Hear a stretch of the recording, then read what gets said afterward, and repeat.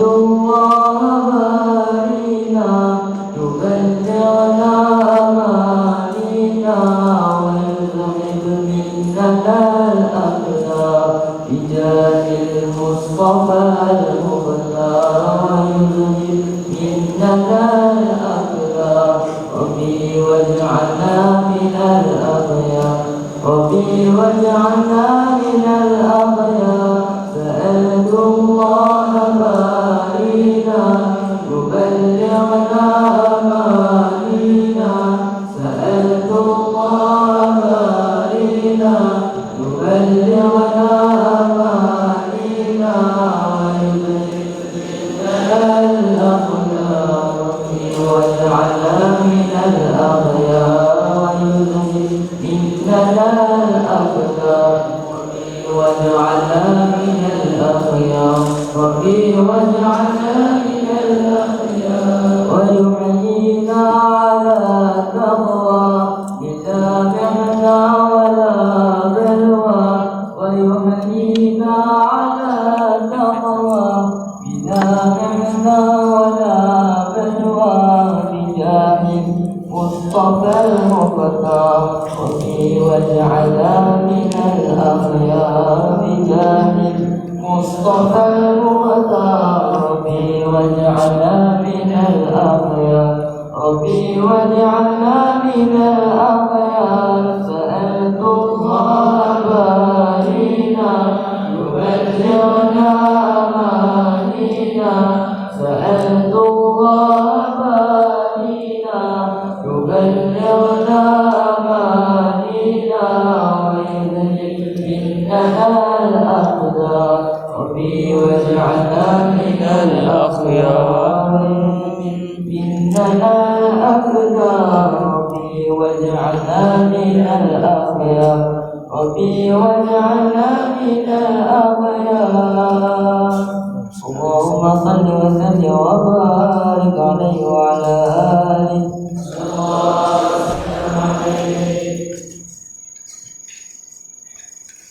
طيب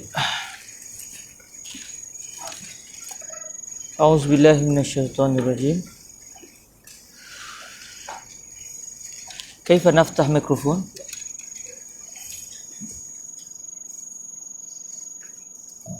طيب شكرا مسكين حتى لا يعرف فتح الميكروفون مسكين رجل فقير لا يعرف كيف استخدام ميكروفون لا حول ولا قوة إلا بالله ثم ظن أنه شيخ لا حول ولا قوة إلا بالله شيخ إيه ولا ميكروفون يعرف أعوذ بالله من الشيطان الرجيم بسم الله الرحمن الرحيم السلام عليكم ورحمة الله تعالى وبركاته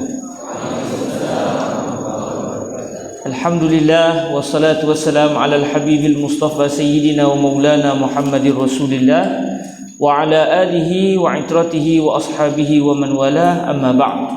Alhamdulillah, selepas kita berehat, selepas kita makan, kita baca kitab pula. Situ pun dah tahu dah ada satu perjuangan besar, perjuangan yang sangat besar kepada yang mengajar dan kepada yang belajar. Kalau adik-adik lena tu biasa, takut saya kalau berhenti tiba-tiba tu geraklah nak. Okey. Para hadirin yang dirahmati Allah SWT, kita akan masuk ke hadis yang ke-7, iaitu muka surat yang ke-21. Bukan. Hadis yang betul lah. Hadis yang ke-7. Hadis yang ke-8. Hadis yang ke-8. Itu tanda lena tu. Okey, kita akan masuk pada hadis yang ke-28, iaitu di muka surat yang ke-24. Bismillahirrahmanirrahim. Alhamdulillah wassalatu wassalam ala al-habibil mustafa sayyidina wa maulana Muhammadir Rasulillah wa ala alihi wa itratihi wa ashabihi wa man walah. Amma ba'du bi isnadina al-muttasil ila sayyidina al-imam al-Bukhari Abi Abdullah Muhammad ibn Ismail ibn Ibrahim ibn al-Mughirah ibn Bardizbah al-Bukhari al-Ju'fi rahimahullahu azza wa jalla wa nafa'ana Allahu bi'ulumihi wa ulumi masyayikhihi wa talamizatihi wa qurra'i sahihihi wa sairi musannafatihi wa syurrahiha Allahumma amin. bisanadina ilaihi wa bisanadihi an Abdurrahman ibni Abdullah ibni Abdurrahman ibni Abi Sa'sa'ah al-Ansari thumma al-Mazini an abihi annahu akhbarahu anna Aba Sa'id al-Khudri radhiyallahu ta'ala anhu qala lahu inni araka tuhibbul ghanama wal badiyah fa idza kunta fi ghanamika aw badiyatik فأذنت بالصلاة فارفع صوتك بالنداء فإنه لا يسمع مدى صوت المؤذن جن ولا إنس ولا شيء إلا شهد له يوم القيامة. قال أبو سعيد رضي الله تعالى عنه سمعته من رسول الله صلى الله عليه وآله وسلم. Rawahul Bukhari. Hadis yang ke-8 ini menceritakan tentang kelebihan melaungkan azan. Bila sebut orang azan ni orang lelaki. Orang perempuan macam saya sebut pagi tadi, depa senang. Depa tak buat, depa dapat pahala. Maknanya kerana apa saya tak buat benda ni? Sebab Allah tak izinkan saya. Jadi orang lelaki pula kita diminta untuk melaungkan azan. Baik, kita akan lihat apakah kelebihan melaungkan azan. Di madrasah ni azan ikut giliran ke ataupun memang ada muazzin khusus? Maknanya semua kita akan mendapat kelebihan ini. Alhamdulillah. Terjemahan hadis ini daripada Sayyiduna Abdurrahman bin Abdullah bin Abdurrahman bin Abu Sa'sa'ah Al-Ansari, seterusnya Al-Mazini. Beliau ni digelar dengan gelaran Al-Ansari, juga digelar dengan gelaran Al-Mazini. Kalau kita tengok nama beliau tu Abdurrahman bin Abdullah bin Abdurrahman bin Abu Sa'sa'ah. Pada warna Abdurrahman yang kedua tu warna hijau. Abdurrahman yang mula-mula tak ada hijau.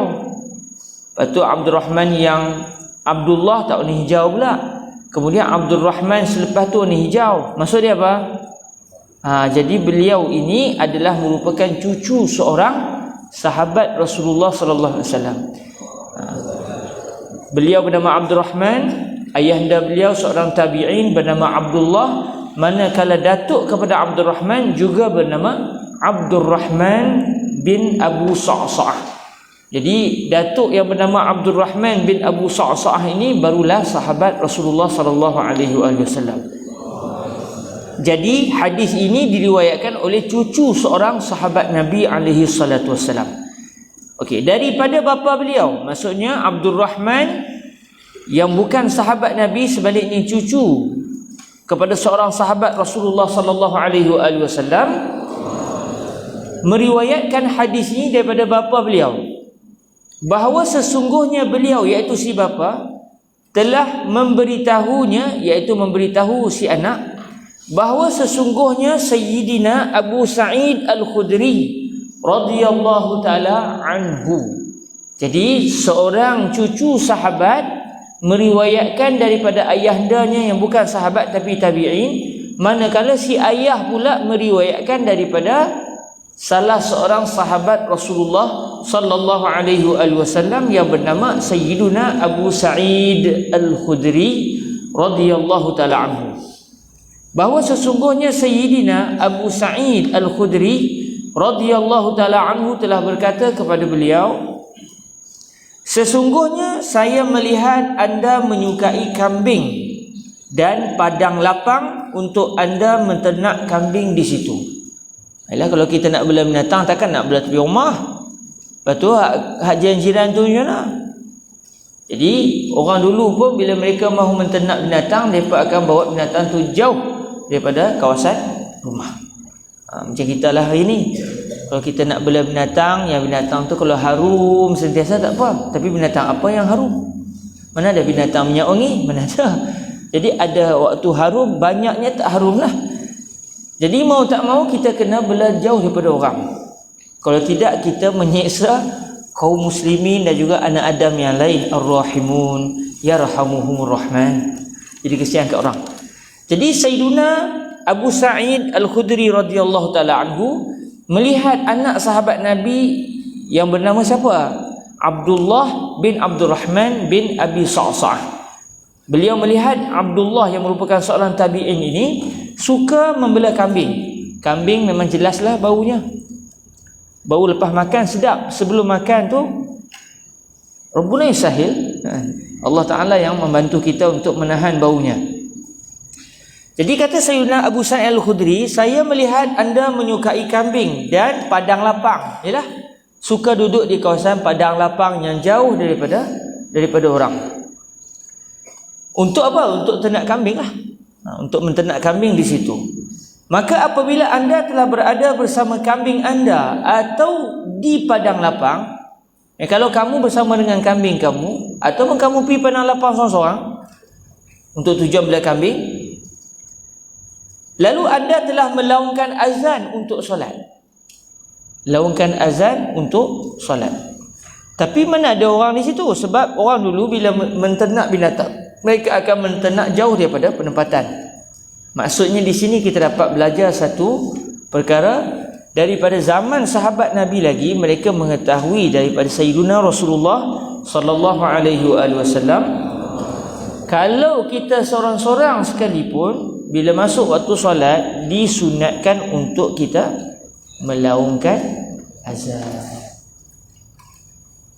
Walaupun kita hanya bersama dengan kambing kita dan tak sah kita sembahyang niat menjadi imam kepada kepada para kambing tersebut, tak sah. Kambing pun dia tak akan niat saja aku solat jadi makmum. Jadi maknanya walaupun kita azan tu tak ada siapa jemaah yang akan main sembahyang dengan kita, disunatkan juga untuk kita melaungkan azan. Jadi kata sahabat Nabi tadi, apabila anda telah berada bersama kambing anda atau di padang lapang, lalu anda telah melaungkan azan untuk solat, bila masuk waktu anda berazan, maksudnya disunatkan kita melaungkan azan. Walaupun kita hanya ketika itu seorang. Tapi kalau dah berada di masjid, janganlah itu azan azanku dah lagi. Cukuplah seorang kan. Cukuplah seorang. Tapi kalau kebetulan kita hanya ada seorang, kita pergi hutan contoh. Kita minat masuk hutan atau kita pergi ke Pulau Telok, kita pergi ke mana-mana sajalah, yang penting kita seorang. Masuk waktu, buat apa lagi? Azan. Maka kata Sayyiduna Abu Sa'id Al-Khudri, kuatkanlah suara anda sewaktu azan. Maksudnya azan tu laung macam kita nak ajak orang mai sembahyang berjemaah. Kenapa?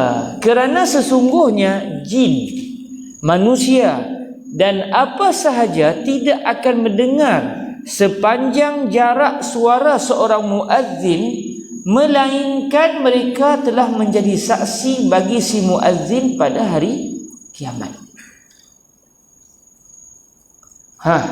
Semua yang mendengar laungan azan kita tadi, walaupun kita seorang-seorang, walaupun kita tak nampak ada siapa yang bersama dengan kita, kebetulan kita seorang-seorang, sepanjang suara kita dilaungkan, makin kuat, makin jauh suara kita sampai, semua makhluk Allah yang mendengar azan tadi di akhirat nanti mereka akan menjadi saksi di hadapan Allah bahawa kita pada tarikh sekian-sekian telah melaungkan azan, mengajak manusia menyembah Allah, mengajak makhluk Allah untuk sujud kepada Allah Azza wa Jalla.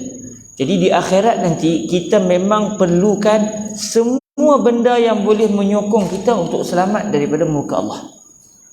Jadi di saat itu orang yang melaungkan azan, semua yang mendengar laungan azan tadi akan menjadi saksi di hadapan Allah. Ya Allah, fulan bin fulan telah melaungkan azan pada tarikh sekian-sekian. Saya dengar, orang ni berkata saya dengar, batu habaq saya dengar, pokok habaq saya dengar, jin habaq saya pun dengar. Jadi semua makhluk Allah yang mendengar laungan azan itu, baik manusia baik malaikat, baik jin, baik batu-batu ke, pokok ke, pasir ke, semua itu akan menjadi saksi di hadapan Allah yang fulan bin fulan nama orang sekian-sekian ni laungkan azan pada tarikh tersebut. Jadi di situlah Sayyiduna Abu Sa'id Al-Khudri radhiyallahu taala anhu meminta seorang tabi'in yang bernama Abdurrahman, maafkan saya, yang bernama Abdullah bin Abdurrahman bin Abi Sa'sa'ah untuk menguatkan suaranya sewaktu dia melaungkan azan. Lalu kata Sayyiduna Abu Sa'id Al-Khudri radhiyallahu taala anhu, saya telah mendengarnya daripada Rasulullah sallallahu alaihi wa alihi wasallam. Hadis ini telah diriwayatkan oleh Al-Imam Al-Bukhari. Jadi di sini para hadirin sidang pendengar, adik-adik yang dirahmati Allah Subhanahu wa taala, adik-adik lelaki, sebenarnya kita sangat-sangat dituntut untuk melaungkan azan. Sebab apa? Semua yang mendengar laungan azan kita, baik manusia, baik jin, baik malaikat, baik apa saja sekalipun, semuanya akan menjadi saksi di hadapan Allah bahawa fulan bin fulan telah mengajak kami untuk melakukan ibadah, mengajak kami untuk mengakui tiada Tuhan melainkan Allah, bahawa Nabi alaihi salatu wasallam utusan Allah, dan mengajak kami untuk sujud kepadamu ya Allah. Jadi saksi seseorang untuk kita di akhirat kelak adalah merupakan satu perkara yang sangat-sangat kita perlukan untuk menguatkan lagi peluang kita untuk ke syurga Allah Azza wa Jalla. Jadi di sini tahulah kita kelebihan melaungkan azan, dan tahulah kita kenapa iblis, kenapa syaitan dia akan lari sekuat-kuatnya, sejauh-jauhnya apabila azan dilaungkan. Sebab apa? Sebab dia tidak mahu menjadi saksi di akhirat nanti bahawa fulan bin fulan melaungkan azan. Bahkan dalam hadis disebut sewaktu muazzin nak laungkan azan tu, iblis syaitan ni lari dalam keadaan dia akan mengeluarkan kentut. Itu kelebihan dia. Dia boleh bajet waktu bila nak keluarkan. Jadi saya harap benda ni tak berlaku lah di kalangan kita di sini ya, sebab dalam aircon ni kan. Nak bagi tahunya bahawa dia lari, dia tak mau dengar azan, dia lari sekuat-kuat hati dia, sambil tu dia akan buat bunyi. Nabi kata bunyi kentut, sama ada memang kentut sungguh kah atau bunyi yang tak elok kah, hanya Allah Ta'ala saja yang tahu. Cuma Nabi sebut durat, bunyi kentut kuat. Dia apa? Supaya di akhirat nanti kalau Allah tanya dia, hai hang iblis, hang tak dengar daripada azan? Saya tak dengar.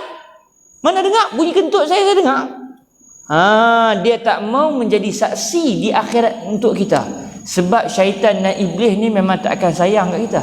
Kalau boleh dia nak perosak kita, dan kalau boleh dia nak ajak kita sama-sama bersenang-lenang dalam api neraka nanti. Jadi kawan dia. Sebab tu orang yang dia suka ikut apa yang kehendak syaitan, sebenarnya dia merugikan diri dia sendiri. Sebab syaitan memang tak akan sayang dia. Syaitan mahu ada kawan-kawan yang akan bersama dengan dia di akhirat nanti, dibalun oleh Allah Ta'ala dalam api neraka nanti. Sebab itu orang yang melaungkan azan disunatkan dilaungkan dengan kuat. Hari ini kita ada mikrofon, lagi kuat. Kalau dulu azan suara manusia ni taklah sekuat macam hari ni. Takat kita nak pekik tahu mana sangat. Tapi dengan ada mikrofon, semakin makhluk Allah dapat mendengar laungan azan. Sebab tu kalau sampai giliran adik-adik, jangan hang lah. Tak payah, saya lah.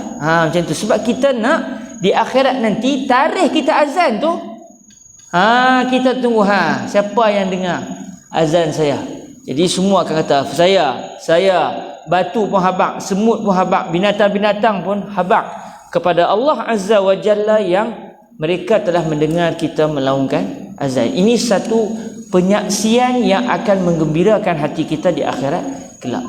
Lepas tu kalau satu hari nanti, kalau orang suruh kita jadi Bilal, jangan kata Allah, aku mengaji tinggi, hang suruh aku jadi Bilal, hang ni aku lekeh sangat kah? Tak, melaungkan azan bukan satu benda yang lekeh. Melaungkan azan bukan satu benda yang biasa-biasa. Bahkan seeloknya kalau masjid tu dia dah ada Bilal tetap, kita kena buat demonstrasi. Mana boleh hang saja aku nak azan enggak apa? Hang saja nak jadi untung di akhirat nanti, habis aku dah. Patutnya kita kena bergilir untuk melaungkan azan. Pakat-pakat apa? Pakat-pakat nak jadi muazzin. Sampai ke tahap tu. Jadi insya-Allah kalau lepas ni kalau orang suruh azan, jangan lari, sebab ini peluang untuk kita melaungkan azan sepanjang suara kita sampai seluruh makhluk Allah akan menjawab azan kita dan akan menjadi saksi di akhirat kelak untuk kita. Okey. Seterusnya kalau kita lihat hadis yang ke-9, doa lepas azan. Okey. Anhu bihi bisanadina ila al-Imam al-Bukhari bisanadihi an Jabir bin Abdullah radhiyallahu ta'ala anhuma anna Rasulullah sallallahu alaihi wa alihi wasallam qala man qala hina yasma'u an-nida Allahumma rabb hadhihi ad-da'wati at-tammah was-salati al-qa'imah ati Muhammadan al-wasilata wal-fadilah wab'athhu maqaman mahmudan alladhi wa'adtah halat lahu syafa'ati yawmal qiyamah.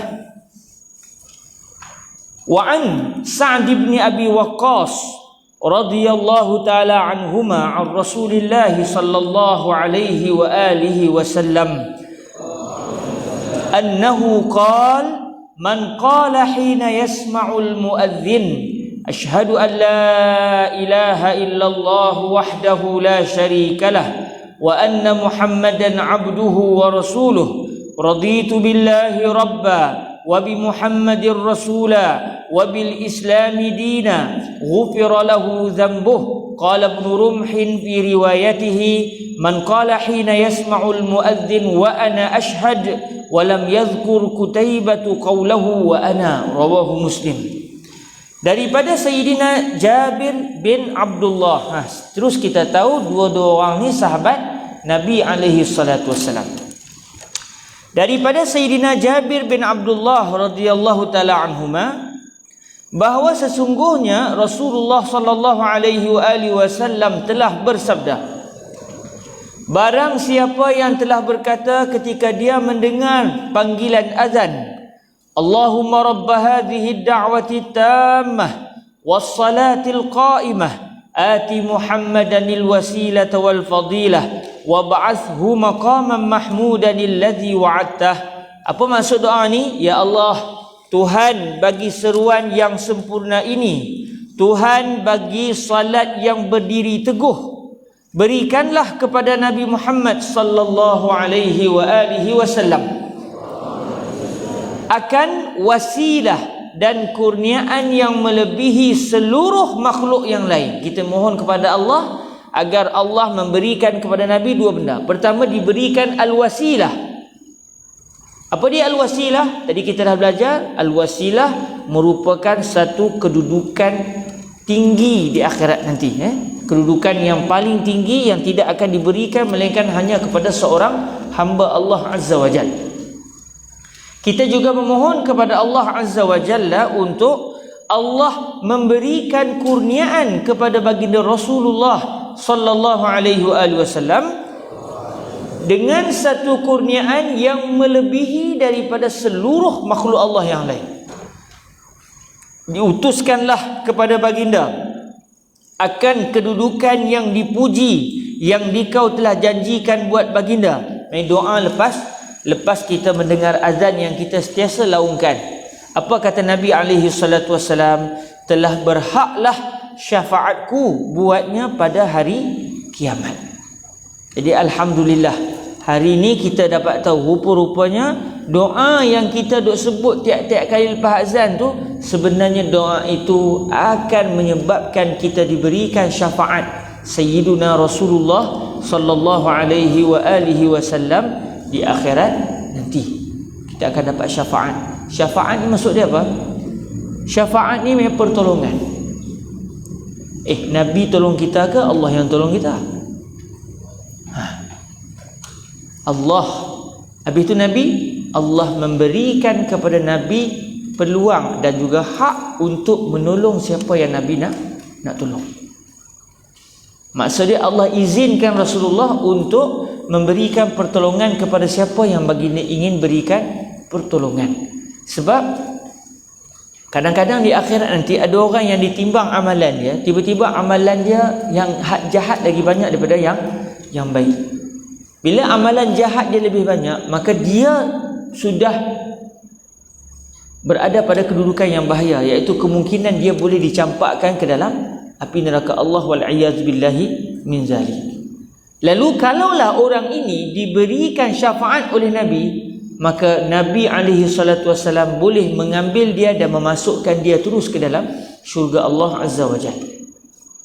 Jadi ini yang dimasukkan dengan syafaat. Nabi kata telah berhaklah syafaatku buatnya pada hari kiamat. Bagi barang siapa yang berdoa dengan doa selepas azan, dia berhak untuk mendapat syafaat Rasulullah sallallahu alaihi wa alihi wasallam. Maknanya umat Nabi Muhammad ini rata-ratanya mendapat syafaat Nabi. Rata-rata umat Rasulullah mendapat syafaat Rasulullah sallallahu alaihi wa alihi wasallam. Sebab apa? Sebab semua kita takkan tak pernah berdoa dengan doa lepas azan walau sekali dalam hidup kita. Bahkan tiap-tiap kali lepas azan kita akan angkat tangan dan berdoa dengan doa ini. Maksud dia kita saja kan? Bukan. Semua boleh katakan semua umat Nabi macam tu. Semua umat Islam macam tu. Maksud dia Allah Azza wa Jalla akan memberikan syafaat kepada semua umat Nabi insya-Allah Azza wa Jalla. Kerana rata-ratanya umat Rasulullah akan membaca doa selepas azan. Cuma dalam hadis ini ada satu tambahan yang mungkin ini jarang kita lakukan. Kalau kita tengok hadis yang kedua tu, daripada Sayyiduna Sa'd bin Abi Waqqas radhiyallahu taala anhuma, daripada Rasulullah sallallahu alaihi wasallam bahawa baginda telah bersabda, barang siapa yang telah berkata ketika dia mendengar muazzin melaungkan azan, asyhadu an la ilaha illallah wahdahu la syarikalah wa anna muhammadan abduhu wa rasuluh, raditu billahi rabba wa bi muhammadir rasula wa bil islami dina. Maksud dia apa? Saya bersaksi bahawa tiada Tuhan melainkan Allah satu-satunya, tiada sekutu baginya, dan bahawa sesungguhnya Nabi Muhammad sallallahu alaihi wasallam adalah hambanya dan rasulnya. Saya telah redha dengan Allah selaku Tuhan, dengan Nabi Muhammad sallallahu alaihi wasallam selaku rasul, dan dengan Islam selaku agama. Siapa berdoa dengan doa ini lepas sembahyang, nescaya telah diampunkan baginya akan segala dosanya. Jadi doa yang kedua ni doa yang akan membawa kepada diampunkan seluruh dosa orang yang berdoa dengan doa ini. Nampak tak Allah Maha Pengampun? Nampak tak inna rahmati sabaqat ghadabi, rahmatku mengatasi kemurkaanku. Cuma kata para ulama, maksud dosa yang diampunkan di sini iaitu dosa kecil. Sebab dosa besar memerlukan kepada istighfar, memerlukan kita memohon kepada Allah untuk Allah mengampunkan dosa tersebut. Cuma saya nak tanya, doa yang kedua ni biasa kita amal atau tidak? Doa yang kedua ni biasa amal atau tidak? Yang pertama tu biasa kot Allahumma ka, itu pun adik-adik tak amal. Allahumma rabb hadhihi ad-da'wati at-tammah was-salatil qa'imah آتِ سيدنا محمدا الوسيلة والفضيلة وابعثه اللهم مقاما محمودا الذي وعدته. Biasa kita amalkan doa tu tak? Yang doa kedua ni biasa amal tak? Jadi maksud dia ini satu lagi tambahan. Bila kita dapat tahu rupa-rupanya lepas azan ni ada dua doa, nak amal mana satu pun tak apa. Tapi kalau kita boleh amal dua-dua lagi bagus. Sebab yang mula-mula itu membawa kepada kita berhak dapat syafaat Sayyiduna Rasulullah sallallahu alaihi wasallam. Tapi doa yang kedua pula membawa kepada pengampunan dosa-dosa kecil. Jadinya ada riwayat dia sebut macam mana doa dia, wa ana ashhad. Kalau kita tengok riwayat yang di atas muka surat 29 tu, disebut asyhadu an la ilaha illallah sampai habis.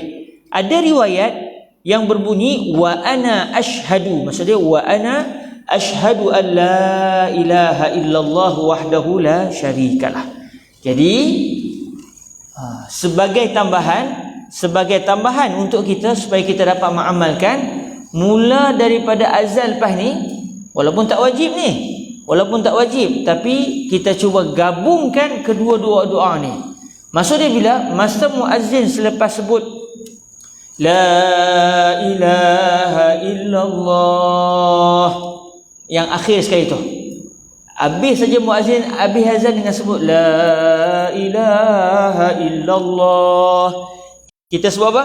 Wa ana asyhadu an la ilaha illallah wahdahu la syarikalah wa anna sayyidana Muhammadan abduhu wa rasuluh raditu billahi rabba wa bi sayyidina Muhammadir rasula wa bil islami dina Allahumma rabb hadhihi ad-da'wati at-tammah was salatil qa'imah آت سيدنا محمدا الوسيلة والفضيلة وابعثه مقاما محمودا الذي وعدته.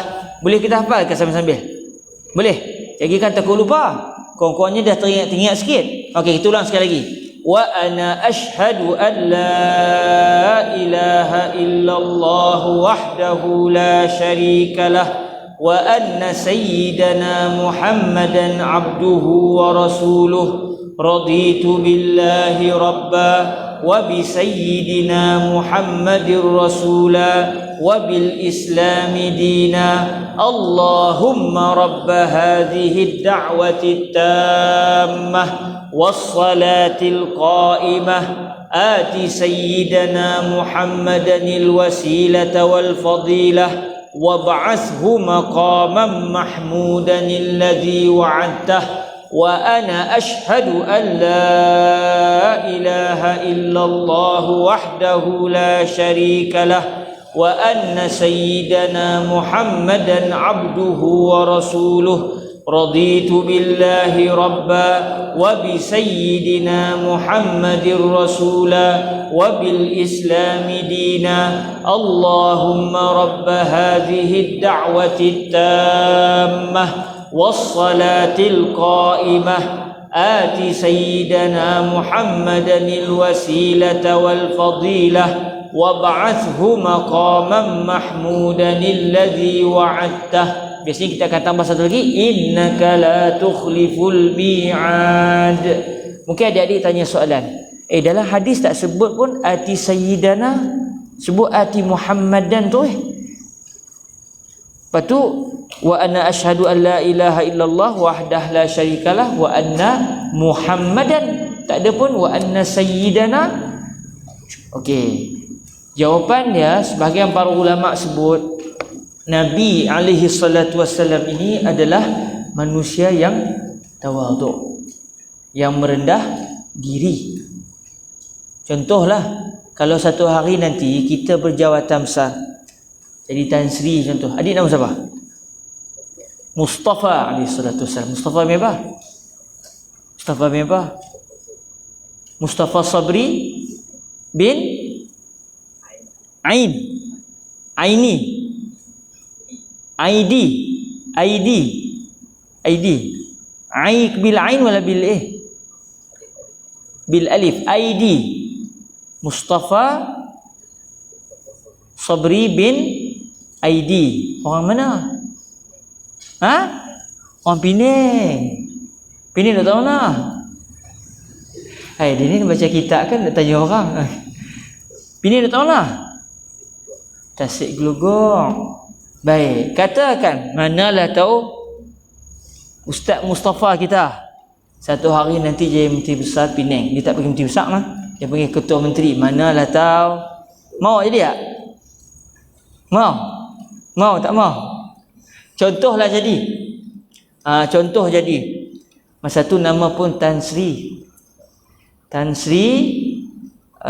Mustafa Sabri. Lepas tu jumpa kawan-kawan. Lepas tu ada satu orang duk menyembang, maafkan saya Tan Sri, nama Tan Sri siapa? Saya Tan Sri, Profesor, Doktor, apa lagi? Kalau ada tambahan lagi, Seri Paduka ke apakah? Baru sebut nama. Macam tu ke kita akan sebut?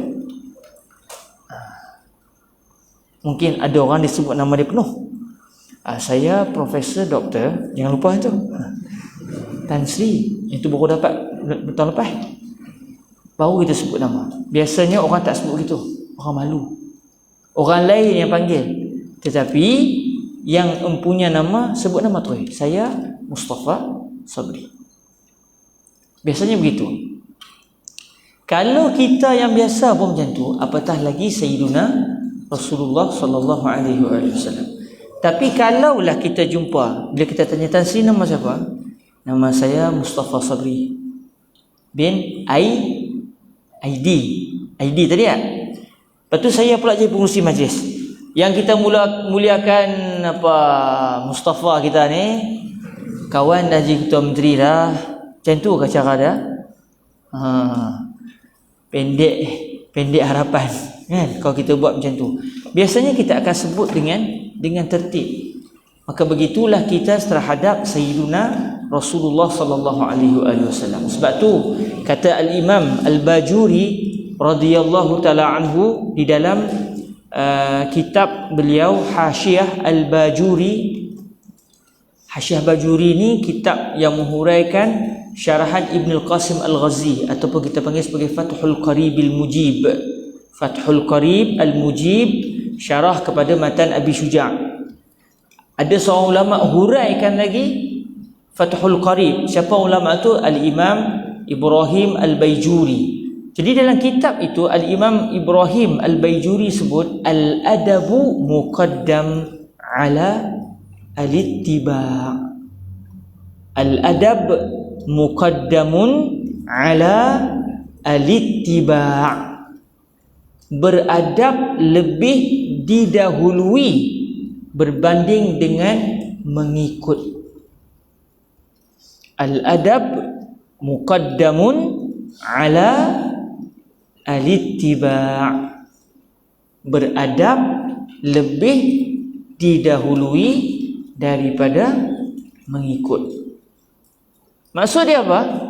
Nabi suruh kita sebut Ati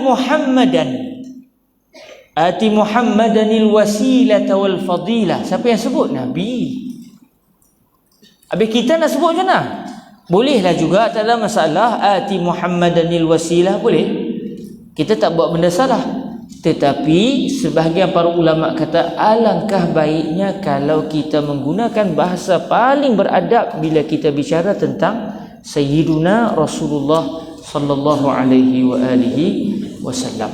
Lalu akhirnya daripada kaedah ini Al-Imam Al-Bajuri menyatakan, walaupun masa kita salat kita diajar untuk mengucapkan asyhadu an la ilaha illallah wa asyhadu anna Muhammadan Rasulullah. Kata beliau tambah sikit, wa asyhadu anna sayyidana. Nabi tak ajar. Tetapi bila Nabi tak suruh, tak semestinya jadi haram. Ada kesilapan yang berlaku hari ini, orang duk ingat kalau Nabi tak buat jadi haram. Yang ni silap daripada kaedah ilmu. Bila Nabi tak buat, tak semestinya jadi haram. Ada juga benda Nabi tak buat tapi tak haram. Ada juga benda Nabi tak buat jadi haram. Contoh, pegang tangan tadi yang tak ikut SOP tu. Nabi ada buat macam tu kah? Nabi tak buat. Betul? Macam mana? Halal ke? Haram. Sebab apa haram? Sebab Nabi tak buat kah? Bukan. Sebab bercanggah dengan syariat. Tapi ada benda Nabi tak buat tetapi tidak haram. Contohnya kita sebut wa asyhadu anna sayyidana Muhammadan Rasulullah. Jadi ada satu kaedah yang disebut oleh Al-Imam Al-Bajuri, al-adabu muqaddamun ala al-ittiba'. Kalau kita baca laju-laju, al-adabu muqaddamun ala al-ittiba'. Al-adabu muqaddamun ala al-ittiba'.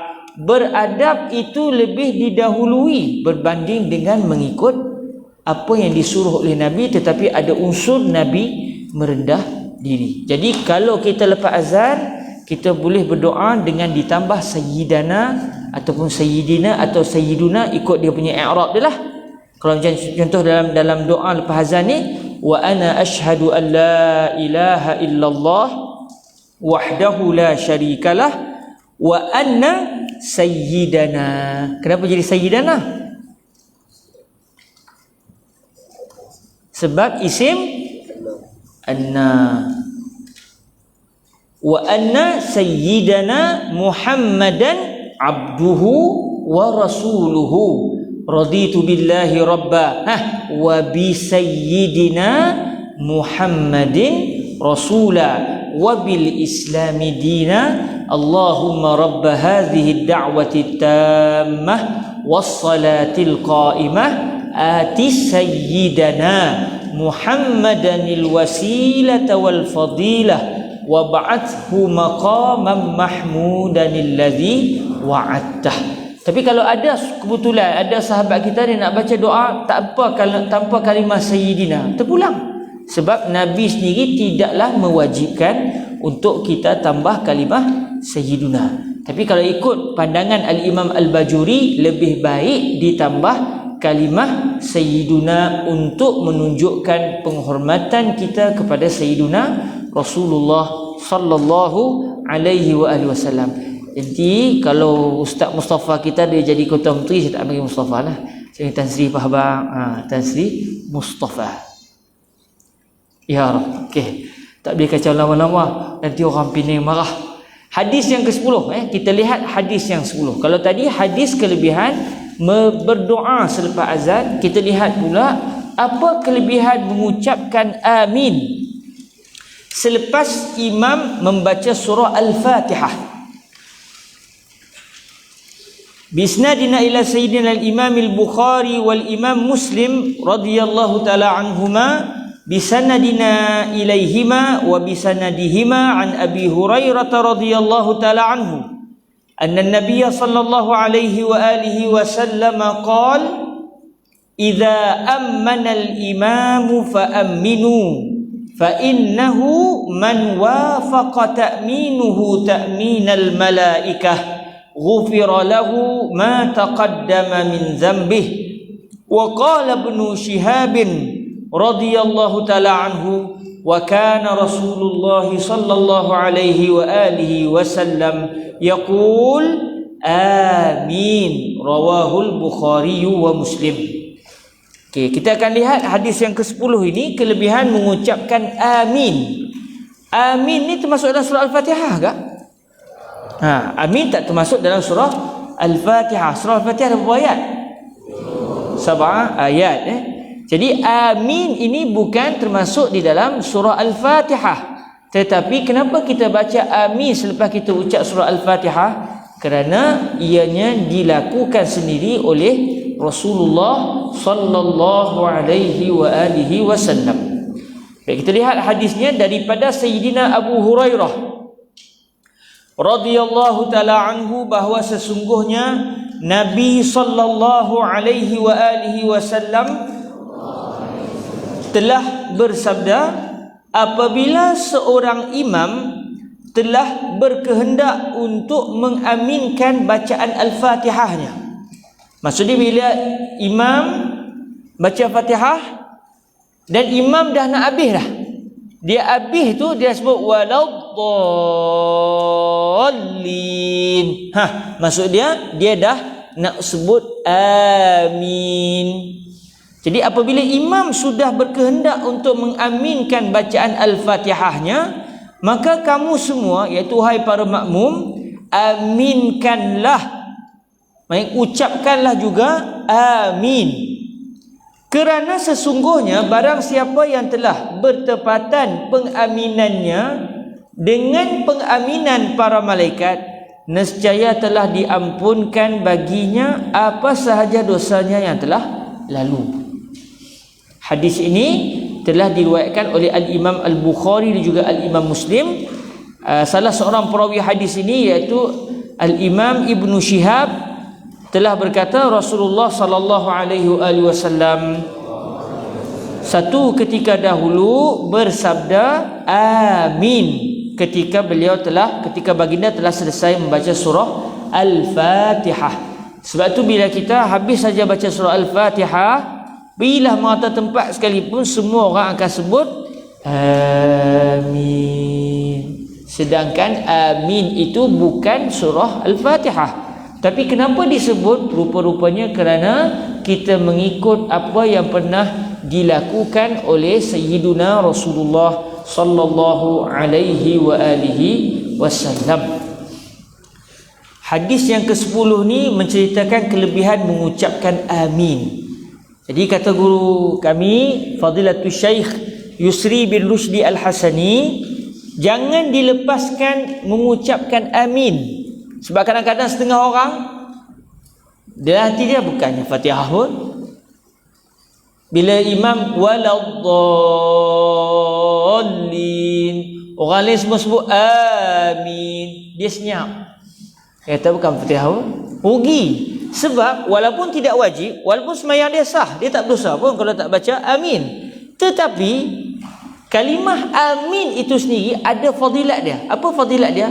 Sekiranya kita sebut amin sama waktu dengan para malaikat sebut amin, Allah Azza wa Jalla akan mengampunkan dosa orang tersebut, iaitu dosa-dosa kecilnya. Semua dosa-dosa yang telah lepas semuanya Allah akan ampunkan. Kalau perasan nak pergi sembahyang saja habis dosa, Tuhan ampun. Ambil wuduk dah ampun dosa, pergi berjalan ampun dosa lagi. Betul tak? Lepas tu sembahyang pula sebut pula amin, ampun dosa lagi. Baca sebelum tu azan, baca doa lepas azan, ampun dosa lagi. Orang yang mendirikan solat, dosa kecilnya sentiasa dipadam oleh Allah Azza wa Jalla. Sebab tu kita kena rasa bersyukur kepada Allah yang telah memberikan kepada kita taufik, memberikan kepada kita hidayah untuk kita dapat melakukan salat berterusan. Bukan senang. Kalau dalam peristiwa Al-Isra' wal Mi'raj, ketika Nabi alaihi salatu wasallam dapat 50 waktu salat, siapa sekat Nabi di langit? Nabiullah Musa kalimullah alaihi salam. Apa kata Nabi Musa? 50 banyak. Umatku 2 waktu sahaja, sehari semalam. Bukan 50 waktu, 2 waktu. Sekali pagi, sekali petang. Hatu pun tak buat. Umat Nabi Musa. Umatmu lagi dari segi fizikalnya, dari segi kekuatannya tak macam umat aku. Umat aku kuat-kuat. Tara mereka duk gagah tu pun 2 rakaat pun lembek.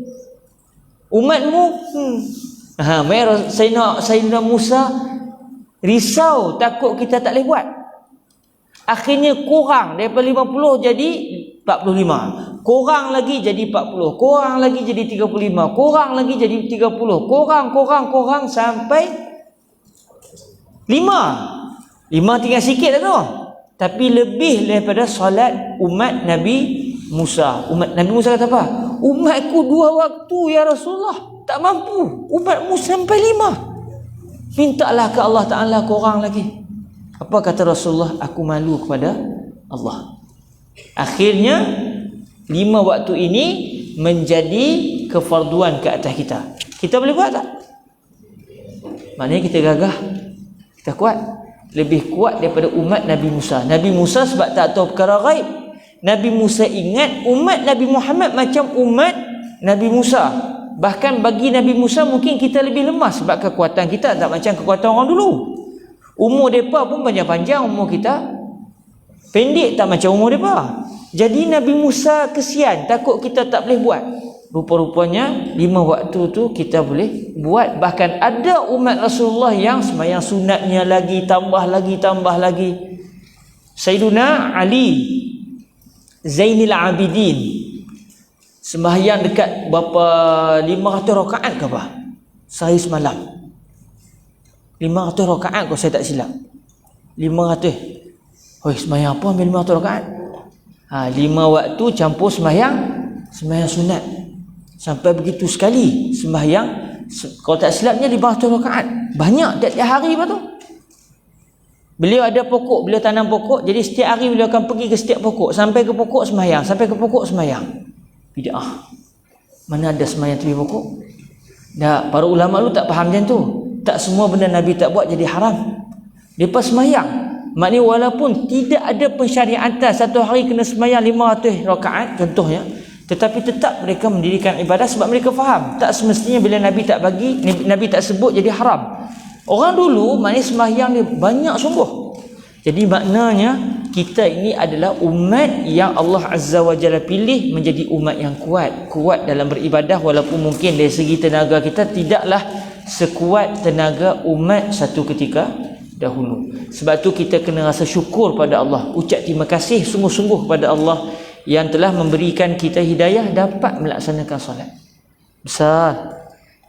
Besar sembahyang ni lakabiratun wa innaha lakabiratun illa 'alal khashi'in. Allah Taala sebut sesungguhnya sembahyang ni benar-benar besar, benar-benar berat, melainkan ke atas orang-orang yang khusyuk.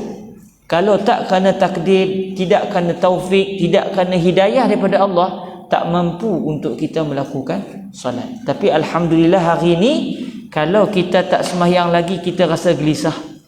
Tak solat lagi. Sebab apa? Sebab kita sudah terikat. Hati kita tu rasa selesa kalau kita dapat beribadah kepada Allah Azza wa Jalla. Jadi antara ibadah yang diajar di sini iaitu mengucapkan kalimah amin sewaktu imam mengucapkan amin. Dalam hadis ni juga menunjukkan kalau bacaan amin kita sama dengan bacaan malaikat, Allah mengampunkan pula dosa-dosa yang kita lakukan, iaitu dosa-dosa kecil. Maksudnya malaikat pun sembahyang berjamaah dengan orang yang melakukan solat.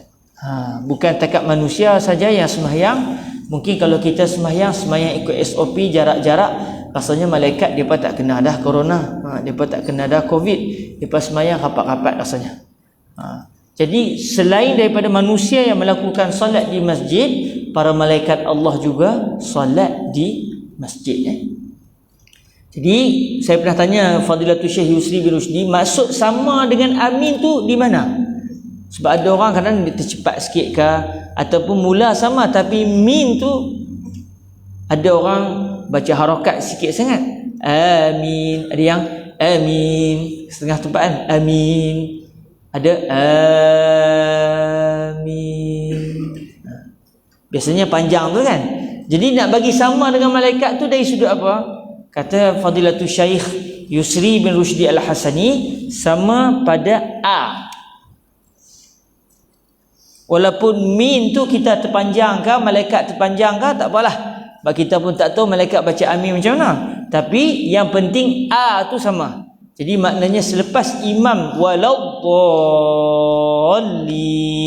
kita pun terus sebut amin dengan niat moga-moga amin kita itu serentak dengan amin para malaikat, lalu membawa kepada pengampunan dosa-dosa kecil yang pernah kita lakukan. Okey, alhamdulillah. Kita pergi kepada hadis yang ke-11 pula. Okey, kita pergi kepada hadis yang ke-11. Hadis ini juga diriwayatkan oleh Al-Imam Al-Bukhari dan juga Al-Imam Muslim. Wa anhu bihi an Abi Hurairah radhiyallahu taala anhu anna Rasulullah sallallahu alaihi wa alihi wasallam qala,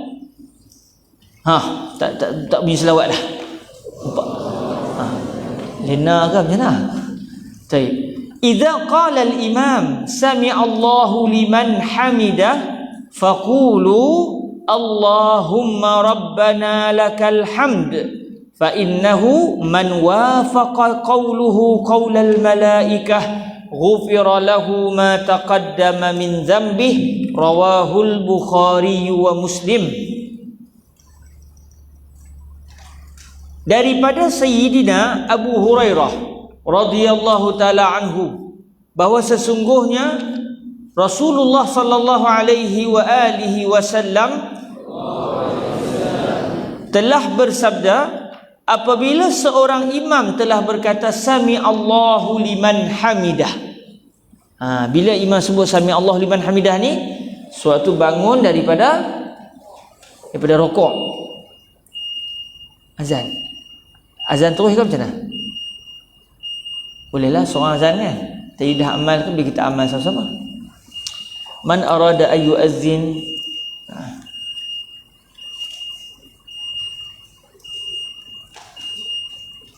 man kullifa bil azanil an,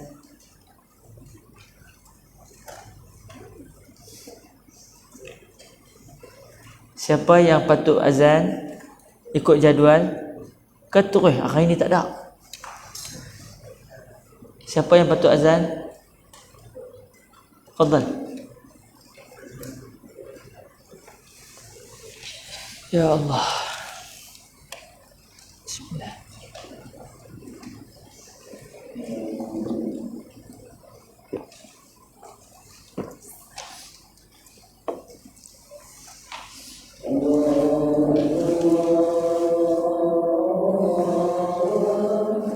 Allahu Akbar, Allahu Akbar.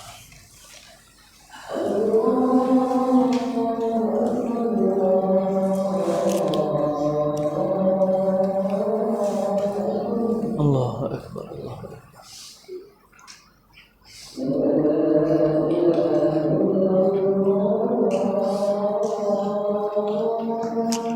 Asyhadu an la ilaha illallah.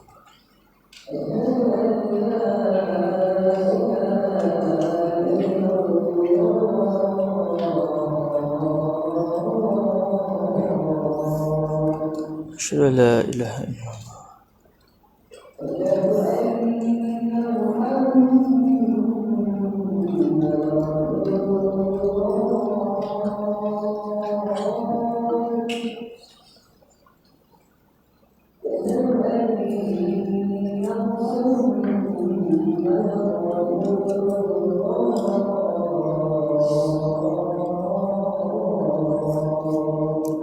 أشهد أن سيدنا محمد رسول الله.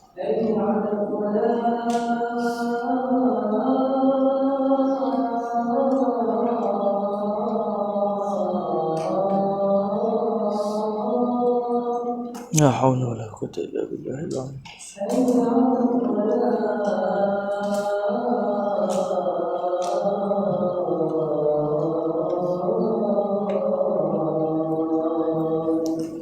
لا حول ولا قوة إلا بالله العظيم.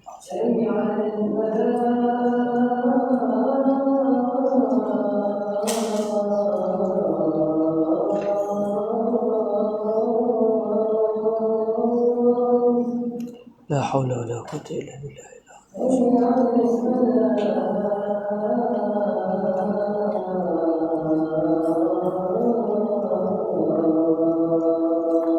لا حول ولا قوة إلا بالله.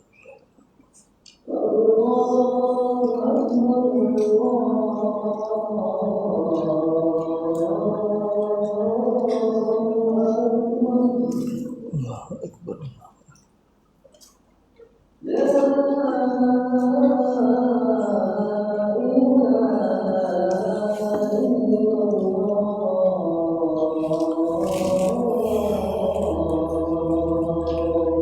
وأنا أشهد أن لا إله إلا الله وحده لا شريك له وأشهد أن سيدنا محمدا عبده ورسوله. رضيت بالله ربا وبسيدنا محمد رسولا وبالإسلام دينا. اللهم رب هذه الدعوة التامة والصلاة القائمة آت سيدنا محمد الوسيلة الشرف والدرجة العالية الرفيعة وابعثه مقاما محمودا الذي وعدته إنك لا تخلف الميعاد. وصلى الله على سيدنا محمد وعلى آله وصحبه وسلم. Okey, kita teruskan. Kita lebih kurang dalam setengah jam lagi.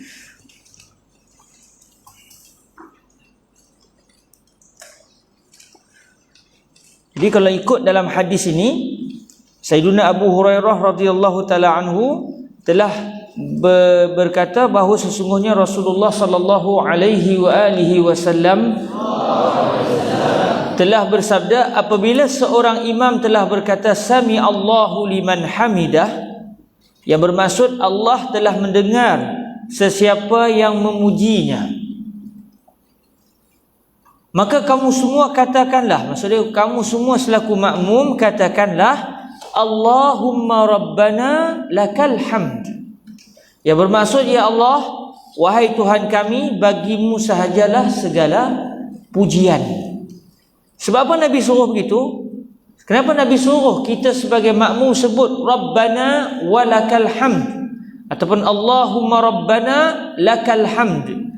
Kata Nabi, kerana sesungguhnya barang siapa yang ucapannya telah bertepatan dengan ucapan para malaikat, malaikat pun sebut juga. Rupanya bila imam sebut sami Allahu liman hamidah, malaikat pun sebut Rabbana lakal hamd ataupun Allahumma Rabbana lakal hamd. Kerana sesungguhnya barang siapa yang ucapannya telah bertepatan dengan ucapan para malaikat, nescaya telah diampunkan baginya apa sahaja dosanya telah lalu. Seakan-akan Allah Ta'ala nak beritahu, aku nak ampunkan seluruh dosa kamu, aku bagi macam-macam peluang. Kalau kok amin hang terlewat, ada lagi sami Allahu liman hamidah. Kok tak lepas hak dua ni, kok lah terlambat, kurang-kurangnya masa berjalan tadi memang dah diangkat dosa. Kok tak ambil wuduk daripada rumah, kalau contoh sampai masjid, Allah tak ambil wuduk lagi. Jadi ketika itu kita pun lepas habis azan tadi, kita pun dah berdoa, Allah ampunkan seluruh dosa-dosa yang telah lepas. Maknanya ini menunjukkan kelebihan mereka yang melakukan salat berjamaah. Orang yang sembahyang berjamaah dia boleh buat benda ni. Kalau dia sembahyang seorang-seorang, malaikat mana nak amin macam dia? Dia boleh yakinkan malaikat sembahyang kat rumah dia. Tapi kalau di rumah Allah, di masjid, di surau, insya-Allah malaikat hadir untuk sama-sama mendirikan salat berjamaah. Jadi siapa yang mengucapkan ucapan ini, kata Nabi alaihi salatu wassalam, nescaya telah diampunkan baginya apa saja dosanya yang telah lalu, yang telah lepas. Okey, jadi tahulah kita dari mana datangnya tindakan para makmum sebut sebut Rabbana lakal hamd. Rupanya berpunca daripada hadis ini, iaitu Nabi minta kita supaya mengucapkan Rabbana lakal hamd. Saya nak tanya adik-adik,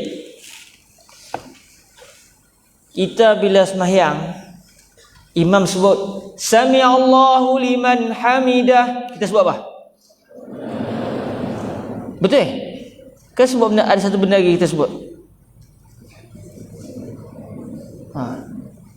Tu dia. Terus tak dengar lah. Sekali lagi. Sami Allahu liman hamidah. Memang terus sebut Rabbana walakal hamd. Kan sebelum tu sebut satu lagi. Kita sebut Sami Allahu liman hamidah. Betul tak? Ke adik-adik memang terus Sami Allahu liman hamidah Rabbana walakal hamd. Kau stay Mekah. Biasa sebut macam mana? Saya tak tahu. Sebut macam mana?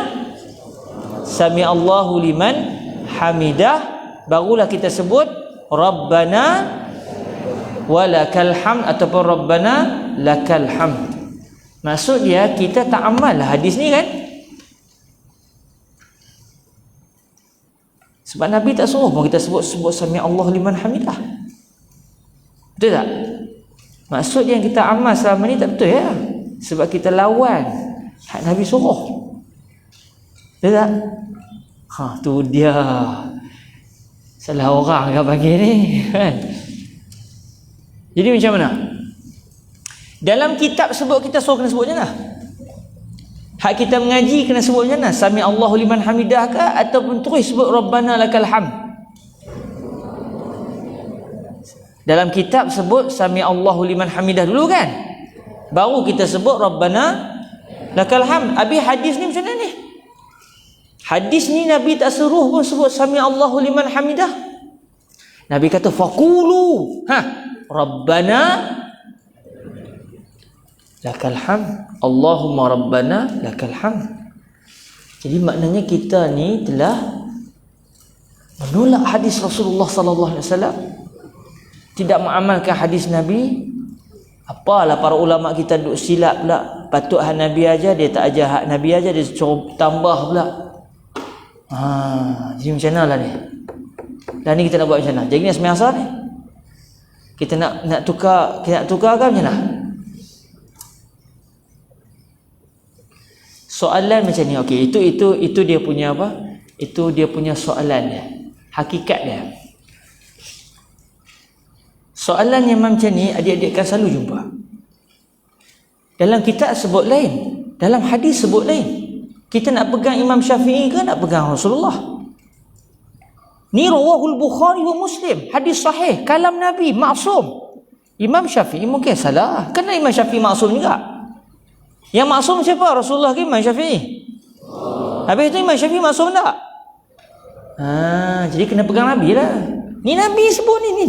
Faqulu Allahumma Rabbana lakal hamd. Jadi lepas ni kita kena tinggal sami Allahu liman hamidah. Tak betul sebab Nabi tak suruh pun kita sebut sami Allahu liman hamidah. Tu dia.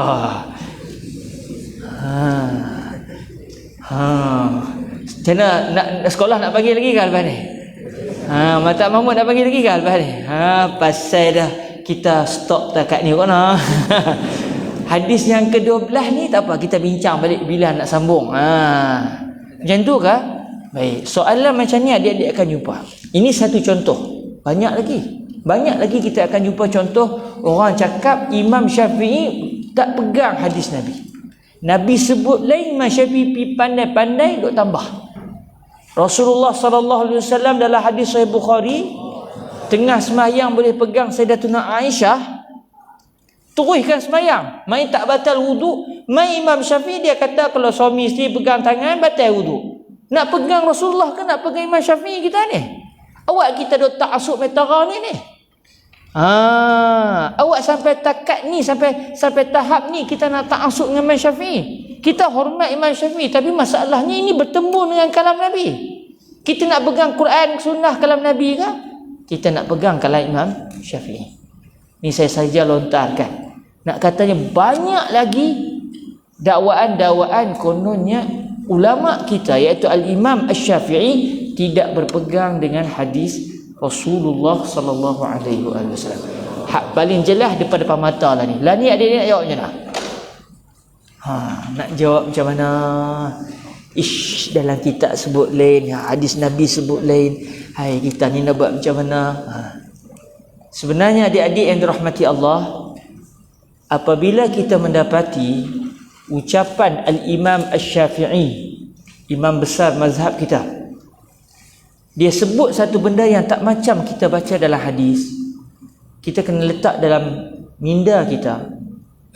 Maksud dia ada benda lain, ada dalil lain.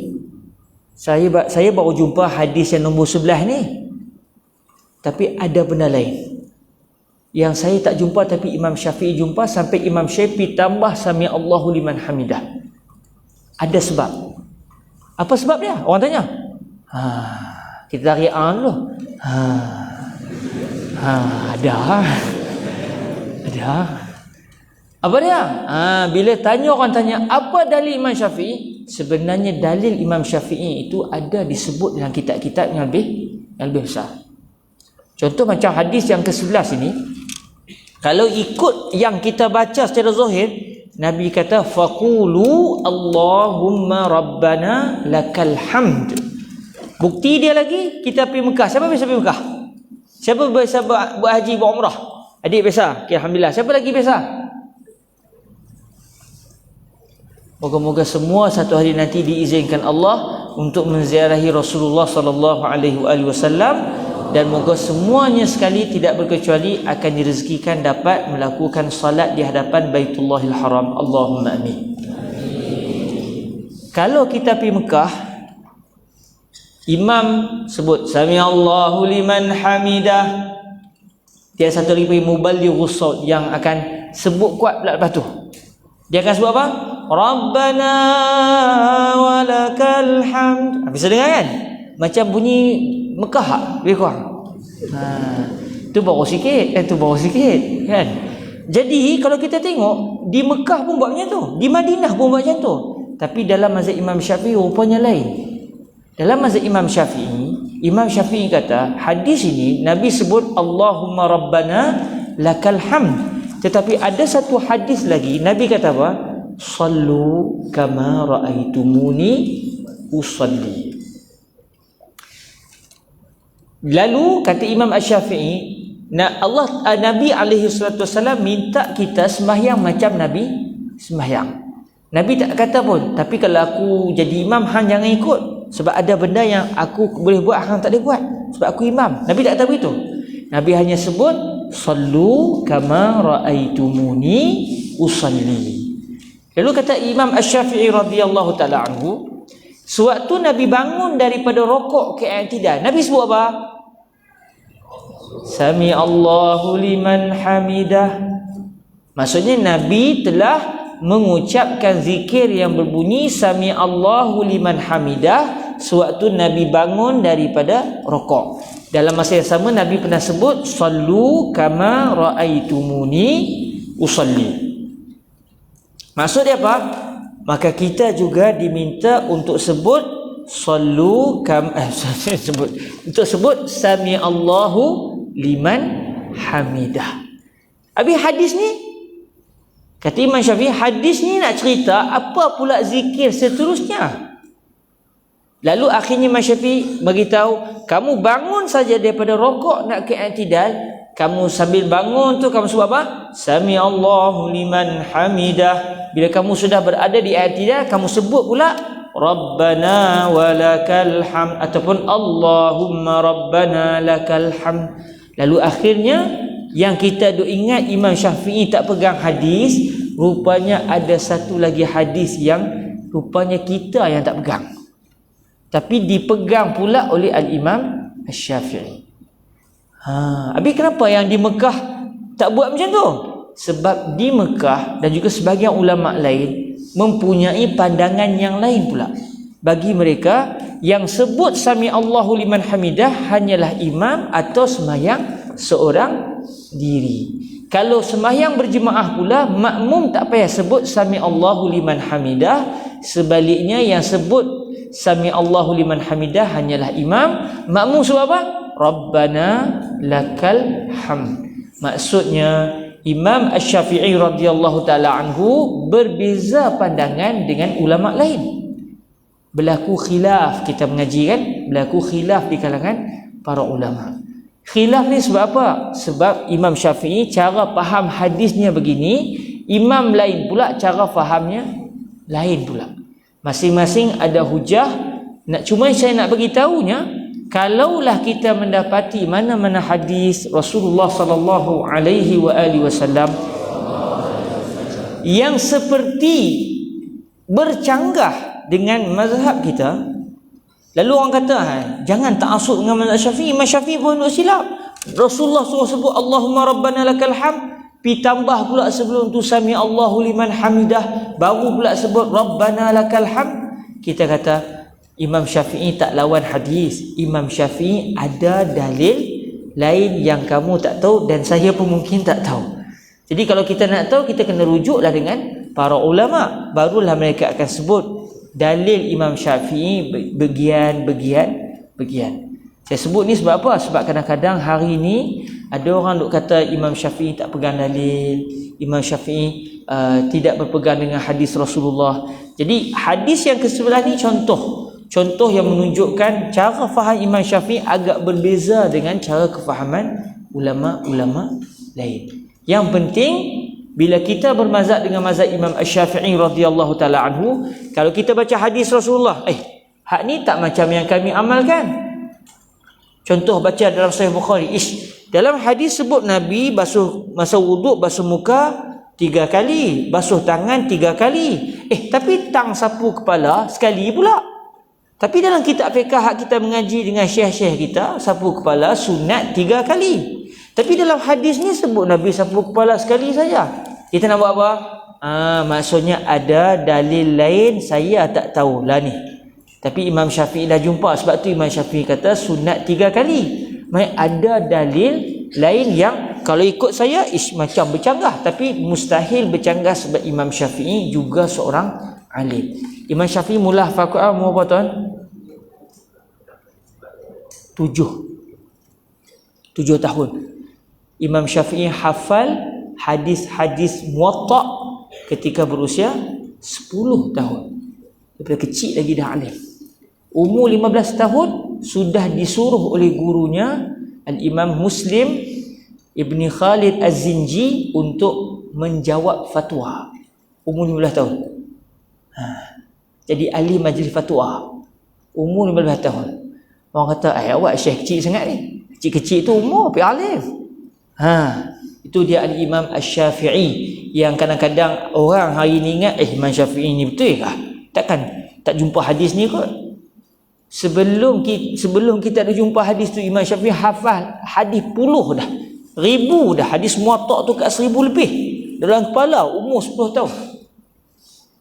Nak menunjukkan lepas ni kalau timbul apa isu sekalipun, kalau kita tengok yang hadis ni tak macam mazhab Syafi'i kata, maknanya tahulah kita ada dalil lain yang kita tak jumpa lagi, tetapi sudah dijumpai oleh Al-Imam Asy-Syafi'i radhiyallahu taala anhu. Jadi kalau ikut dalam mazhab Syafi'i kita, sebabkan Rasulullah sebut sallu kama raaitumuni usalli, kamu semua dirikanlah salat macam saya dirikan salat. Lalu bila Nabi bangun daripada rokok, Nabi sebut sami Allahu liman hamidah.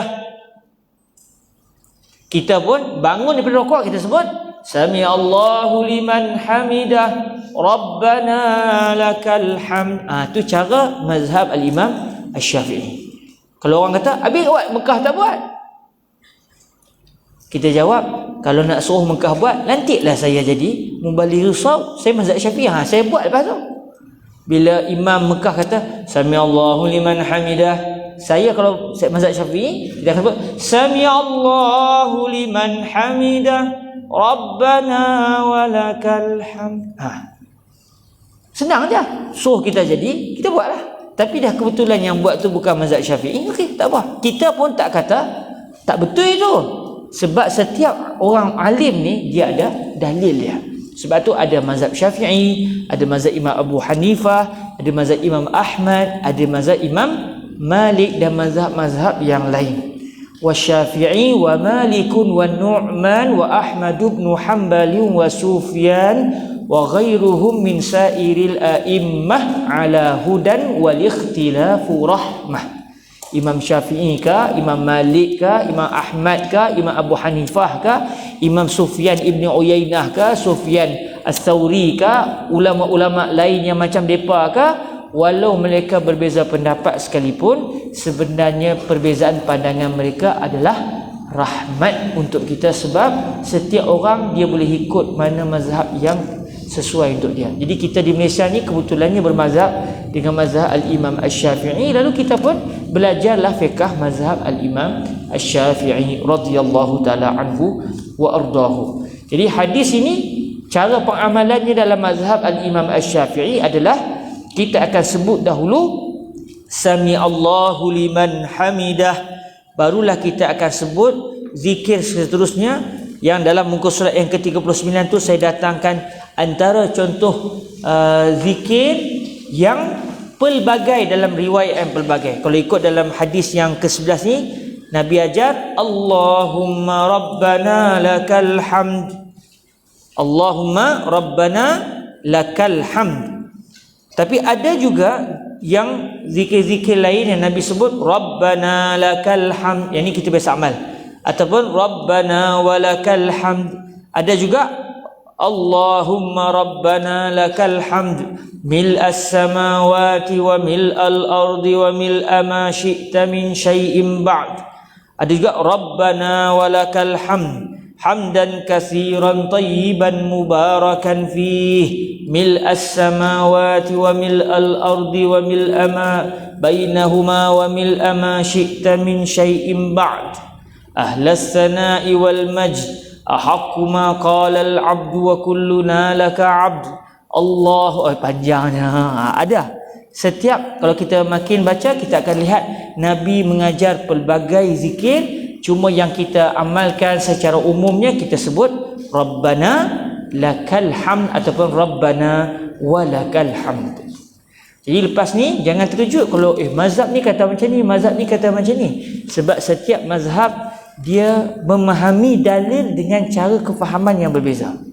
Jadi Allah Ta'ala sengaja menjadikan firman Allah dan juga sabdaan Nabi ni boleh difahami dengan pelbagai kefahaman. Mana satu yang betul? Satu saja. Macam mana kita nak tahu? Di akhirat nanti. Ambil satu contoh kan. Nabi SAW sebut, la khuluf famis saim atyabu indallah min rihil misk. Bau busuk mulut orang yang berpuasa itu lebih harum di sisi Allah daripada bau kasturi. Bila kita dengar hadis ni, kita akan teringat satu hukum dia. Ada satu hukum fiqh berkenaan dengan hadis ni. Makruh gosok gigi ketika kita berpuasa selepas matahari tergelincir. Matahari zail ataupun mail min kabidis sama. Bila matahari tergelincir daripada tengah langit tu, iaitu ketika masuk waktu zuhur, kita sudah dimakruhkan untuk menggosok gigi. Sebab daripada start kita puasa, daripada pagi tak berbau lagi. Selalunya dia akan mula berbau selepas zuhur. Maka daripada selepas zuhur, masuk je waktu zuhur sampai ke maghrib, kita dimakruhkan untuk menggosok gigi. Sebab apa? Sebab Nabi bersabda, la khulufu famis saimi atyabu indallah mir rihil misk. Bau busuk mulut orang yang berpuasa itu lebih harum di sisi Allah daripada bau kasturi. Jadi kalau kita gosok, hilanglah bau tu. Bila hilang bau tu, kita sudah menghilangkan satu bau yang disukai oleh Allah Azza wa Jalla. Sebab tu kita diminta untuk tidak menggosok gigi. Tu siapa yang faham macam tu? Imam Asy-Syafi'i radhiyallahu taala anhu. Kalau kita tengok pandangan Imam Malik pula, Imam Malik kata sunat gosok gigi. Siapa kata tak sunat? Sunat. Lepas zuhur? Lepas zuhur. Lepas zuhur ke, sebelum zuhur ke, lepas asar ke, lepas maghrib pun tak apa. Tapi maghrib tak puasa dah lah. Bila-bila pun sunat, tak ada makruh lah. Lepas tu kita tanya, kalau kita boleh tanyalah Imam Malik, apa dalil Imam Malik? Imam Malik kata Rasulullah bersabda, la khulufu famis saim atyabu indallah min rihil misk. Bau busuk mulut orang yang berpuasa itu lebih harum di sisi Allah daripada bau kasturi. Itu menunjukkan sunat kita gosok gigi. Kita baru mengaji dengan Imam Syafi'i, makruh gosok gigi sebab Nabi kata la khulufu famis saim atyabu indallah min rihil misk. Bau busuk mulut orang yang berpuasa itu lebih harum di sisi Allah daripada bau kasturi. Imam Malik pula, hadis yang kamu baca itu sebenarnya menunjukkan sunat kita gosok gigi. Sudah dah. Sudah. Awak macam tu pula.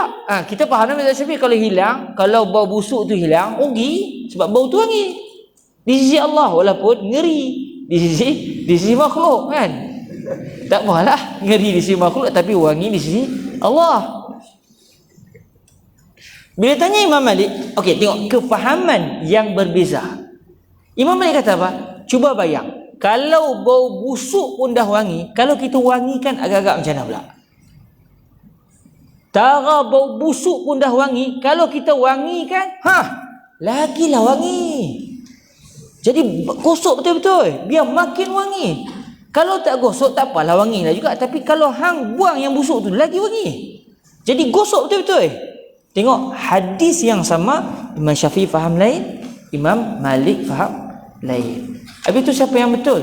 wallahu a'lam, tunggu di akhirat kita tanya Allah Taala, ya Rabbi man huma aswab, Al-Imam Asy-Syafi'i am Al-Imam Malik?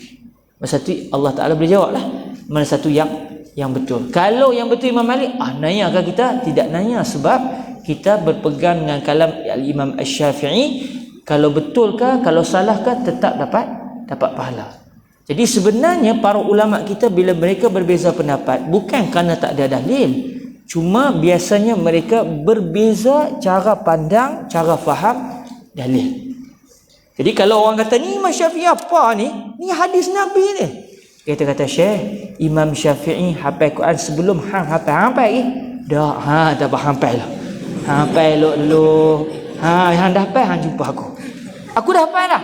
Hafal Muwatta lagi? Dah, hafal Muwatta dulu. Dan sebagainya. Imam Syafi'i sudah meneliti dalil-dalil itu. Cuma kadang-kadang kita ni berasa Imam Syafi'i tu macam kawan kita kot lah. Duk rasa macam budak-budak kampung yang tu lah. Padahal Imam Syafi'i ni alimu Quraisy yamla'ul arda ilma. Seorang alim dari kalangan Quraisy yang mana ilmu Imam Syafi'i ini sudah memenuhi alam seluruhnya. Jadi kita sebangga dengan Al-Imam Asy-Syafi'i dan kita sonok bermazhab dengan mazhab Al-Imam Asy-Syafi'i. Tapi dalam masa yang sama taklah pula kita kata mazhab lain tak betul, tak. Sebab setiap mereka itu berada di dalam hidayah Allah Azza wa Jal. Kalau mereka berbeza pendapat sekalipun, berbeza pendapat tetapi tidak sampai kepada kita nak bergaduh. Tak biasa dengar lagi Imam Malik panggil Imam Syafi'i tumbuk sekali. Hang siapa? Dulu hang nak murid aku, pandai-pandai lawan aku pula. Imam Syafi'i pun tak pernah jumpa kat Imam Malik. Wahai Imam Malik, dulu hang tok guru aku lah dah. Tak ada. Saling hormat menghormati sebab masing-masing tahu yang ni orang alim, yang ni orang alim. Kefahaman yang berbeza tidak menyebabkan kita akan bergaduh. Jadi kita bermazhab Syafi'i, alhamdulillah ni cara mazhab Syafi'i faham. Oh, mazhab Maliki faham macam tu ya. Subhanallah, azim. Lepas tu gosok. Saya tak, saya mazhab Syafi'i. Oh ya kah? Tak bahan jangan dekat-dekat aku dah. Macam tu. Tak apalah, kan. Jadi masing-masing ada pandangan Alhamdulillah. Okey. 4:59. La haula wala quwwata illa billah. Bila kita nak khatam kitab ni? Okey, ada hadis yang ke-12. Nampak hadis ni panjang ni. Hadis ni panjang. Kita dah berada di hadis yang ke-12 kan? Okey, kita akan masuk pada hadis yang ke-12. Hadis yang ke-12 ni menceritakan doa para malaikat kepada orang yang beriktikaf di masjid. Orang yang beriktikaf di masjid ni dia akan dapat kelebihan, iaitu didoakan oleh para malaikat. Sangat senang. Duduk je dalam masjid beriktikaf, beribadah, malaikat akan terus-menerus mendoakan orang tersebut. InsyaAllah kita akan baca hadis yang panjang ini. InsyaAllah Ustaz Mustafa kita baca malam ni, biiznillahi subhanahu wa ta'ala. Malam ni kita akan jumpa lagi kan, malam ni. Tapi insyaAllah malam ni kita laju sikit kan. Petang-petang tak boleh laju. Petang-petang dia tak boleh laju sangat. Saya ni takut laju, yang cakap pun boleh lena. Jadi kita baca tenang-tenang sikit. Tapi malam kita laju. Kalau malam pun hak ceramah pun lena, elok. InsyaAllah malam ni kita akan baca hadis yang ke-12 biiznillah. Moga-moga direzekikan Allah akan kefahaman biiznillah subhanahu wa ta'ala dengan berkat membaca hadis Rasulullah sallallahu alaihi wa alihi wasallam. Kita tangguhkan majlis kita insya-Allah dengan kita berselawat ke hadrat baginda Rasulullah sallallahu alaihi wa alihi wasallam. Allahumma salli afdala salatin ala as'adi makhluqatika sayyidina Muhammadin wa ala alihi wa sahbihi wa sallim adada ma'lumatika wa midada kalimatika kullama dhakaraka dhakiruna wa ghafala an dhikrihil ghafilun. Allahumma أفضل صلاة على أسعد مخلوقاتك سيدنا محمد وعلى آله وصحبه وسلم عدد معلوماتك ومداد كلماتك كلما ذكرك الذاكرون وغفل عن ذكره الغافلون اللهم صل صلاة على أسعد مخلوقاتك سيدنا محمد وعلى آله وصحبه وسلم عدد معلوماتك ومداد كلماتك كلما ذكرك الذاكرون وغفل عن ذكره الغافلون سبحانك اللهم وبحمدك أشهد أن لا إله إلا أنت أستغفرك وأتوب إليك بسم الله الرحمن الرحيم والعصر إن الإنسان لفي خسر إلا الذين آمنوا وعملوا الصالحات وتواصوا بالحق وتواصوا بالصبر. Terima kasih semua. InsyaAllah ada rezeki, ada usia kita bertemu malam ni lagi biiznillah subhanahu wa ta'ala untuk bersama dengan nafas Sayyidina Rasulullah sallallahu alaihi wa alihi wasallam. Terima kasih semua. Assalamualaikum warahmatullahi wabarakatuh.